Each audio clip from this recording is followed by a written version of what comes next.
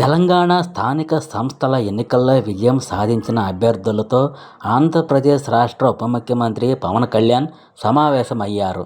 ఈ సందర్భంగా ఆయన మాట్లాడుతూ, తెలంగాణ ప్రజలకు కొత్త నాయకత్వం కావాలి. పంచాయతీల నుంచి మన అభివృద్ధి ప్రస్థానం మొదలుపెడదాం. సర్పంచులు, వార్డు మెంబర్లుగా విజయం సాధించిన మీరంతా చాలా పెద్ద అడుగు వేశారు.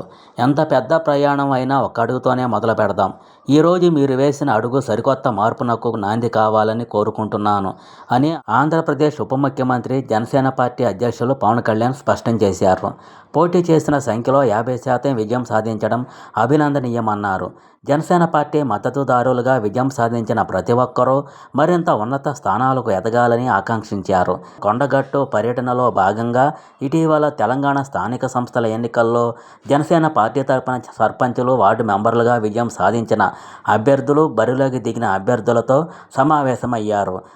పార్టీ నుంచి గెలుపొందిన ప్రతి అభ్యర్థికి పేరుపేరున అభినందనలు తెలిపారు. ఈ సందర్భంగా పవన్ కళ్యాణ్ మాట్లాడుతూ, తెలంగాణ స్థానిక సంస్థల ఎన్నికల్లో పార్టీ తరపున విజయం సాధించారు. మీరు మొదలుపెట్టిన ప్రయాణం కీలకమైనది. నేను పార్టీ పెట్టడానికి నాలో చైతన్యం నింపింది, నాకు ధైర్యం ఇచ్చింది తెలంగాణ నేల. నాకు తెలంగాణ పోరాట స్ఫూర్తి అంటే చాలా ఇష్టం. నేను ఇక్కడి నుంచి ఏమీ ఆశించడం లేదు. మన దేశం, మన తెలుగు నేలకు జనసేన పార్టీ తరపున చేయగలిగిన సేవ కలిసికట్టుగా చేద్దాం. తెలంగాణలో పుట్టిన పార్టీ మనదే. ఇక్కడి ప్రజలకు అండగా నిలుద్దాం. తెలంగాణకు బలమైన యువ నాయకత్వం అవసరం ఉంది. మీ స్థాయి, మీ ప్రాంతాన్ని బట్టి పోరాటం చెయ్యండి. మీరంతా సైద్ధాంతిక బలంతో సహజంగా ఎదగాలని కోరుకుంటున్నాను. ఒక సిద్ధాంతం ఆధారంగా ఎదిగిన వారిని విభేదించడం కష్టం. అది నేను ప్రాక్టికల్గా చేసి చూపాను. 2 తెలుగు రాష్ట్రాల రాజకీయాలు విభిన్నంగా ఉంటాయి. తెలంగాణ నేల నాకు పోరాట శక్తి ఇచ్చింది.